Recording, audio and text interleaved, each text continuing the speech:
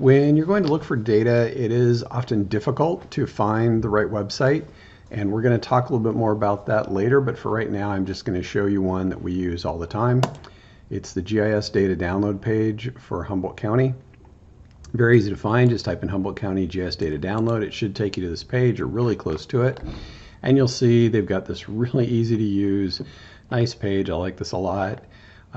With a whole bunch of information on Humboldt County, including links to some aerial photography. We'll talk about that in a second. So you can see there's zip, there's the metadata, there's the zip file. Let's go ahead and just download some. In my browser, it now sticks it down here, which is a little bit annoying. You can go ahead and do save link as, which I tend to do, and then go to my desktop. Where'd my desktop go? There it is. And then of course my 510 folder, lab 5, originals, and go ahead and save that. Downloads it again. Okay. Then we go into originals, right click, extract to.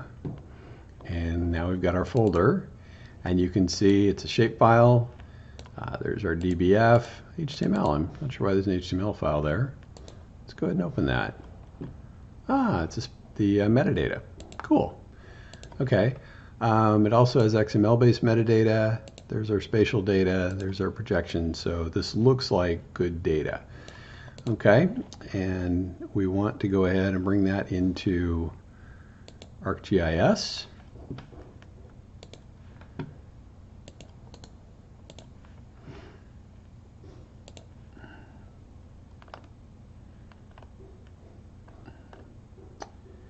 Okay, what are you doing? Interesting. There we go. And then go to lab 5, originals. So there's that folder. Now remember to unzip it because it won't work if it's zipped.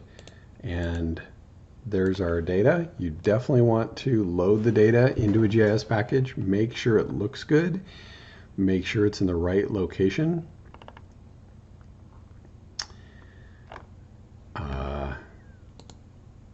Oh, interesting.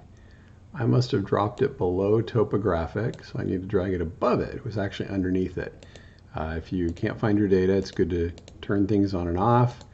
And you can also do zoom to layer, and that should zoom to center it. So cities look pretty good. They go into the bay, that's typical. These are city boundaries, not the boundary of it on land. And we do want to, take a look. Often you'll take a look at the attribute table if you're interested in some of the aspatial data. Make sure it looks okay, like, yep, there's the city of Eureka. Okay, looks good. And then the other thing we want to do is we want to make sure we go to the metadata and view the metadata. I'm going to close that. Oops, close the wrong thing. Close that and go to view metadata. Okay. I don't know why it keeps bringing up that other panel. That's kind of annoying. Esreed seems to like to keep bringing up catalog all the time. But here's our metadata. Humboldt County, there's some tags, summary, description, no credits, no access limitations. That's good. Now notice these are gray. Okay, I think that means they didn't actually enter anything. So that doesn't mean that there's no limitations to it. It just means they didn't enter it. Also, you can find out, oh look, there's Jerry Von Dolan. He's our contact at Humboldt County. Great guy to work with. There's the organization's name, and Jerry's one of the lead GIS analysts over there. Lots of contact information, which is great if we have problems with it. And then a whole bunch of other information that not as interested in. We do have the fields down here, which is nice.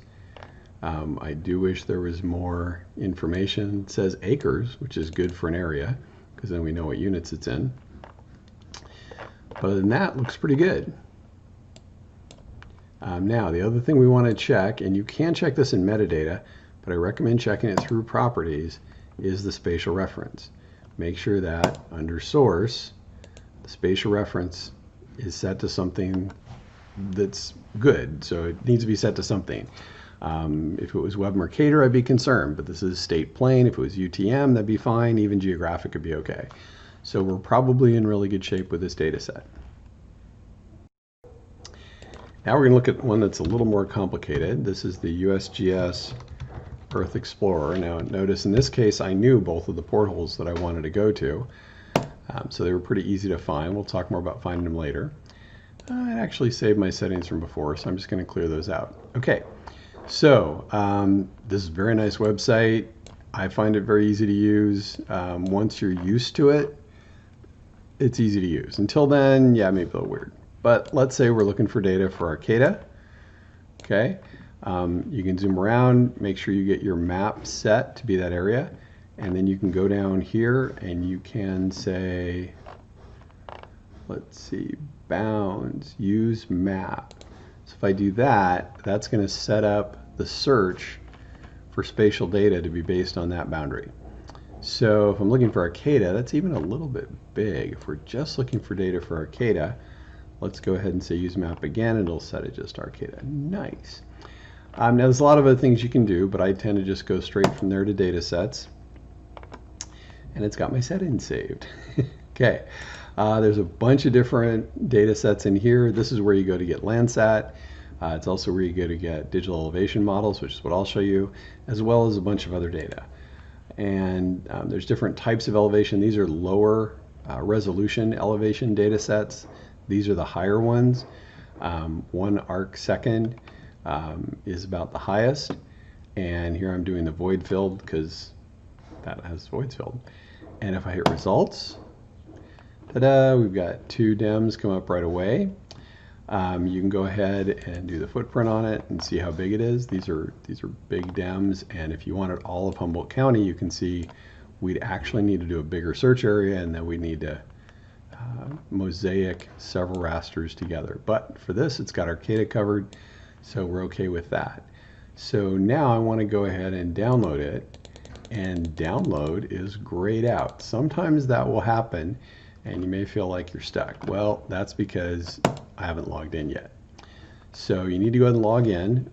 This is saved my login and password, but if you don't have an account, you can create a new account and then sign in.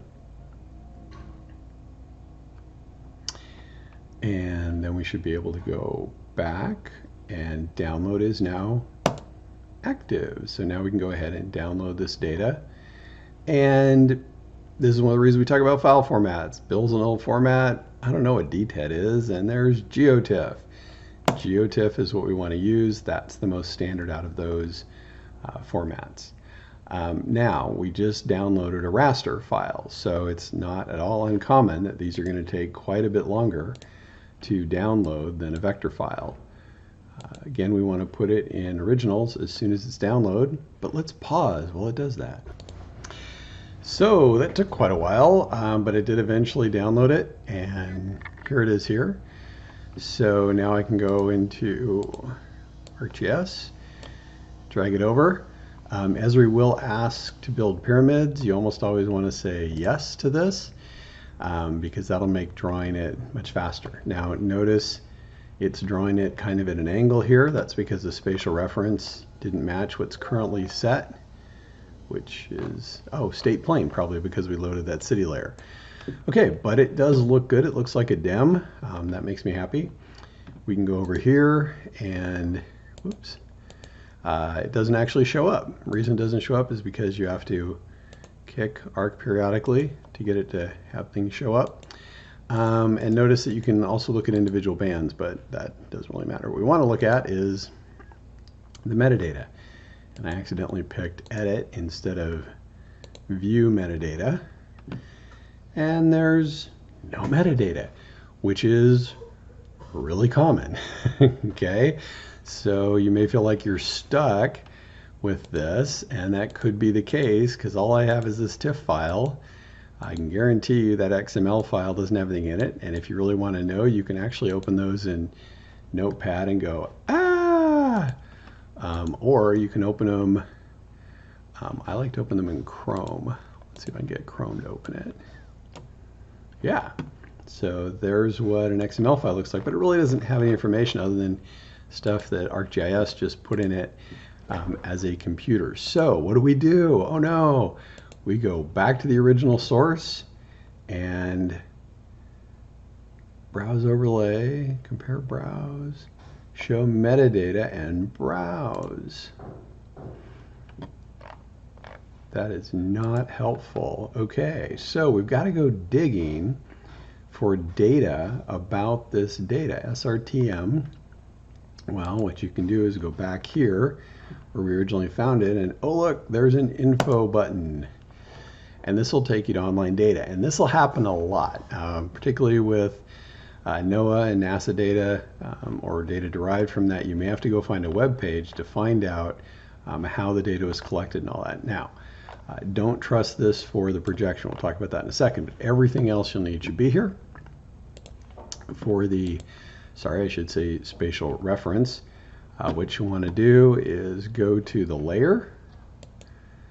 Once we have it loaded, which it's interesting, Esri keeps putting up these catalog layers, and then I lose my table of contents. Oh, maybe reset panes. Hey, there it is. Okay, back to properties. Now, notice source. Here's our raster information, but again, here's our spatial reference. Yay! WGS84, which is fine. Okay, also, we're going to have to get some raster data. One of the things we're looking for is the size of the data, 24 meg, so that's pretty good size, not too big. And here's more data on the format, the bit depth, 16-bit, and we'll talk more about that when we're working with raster data. Okay? That should do it.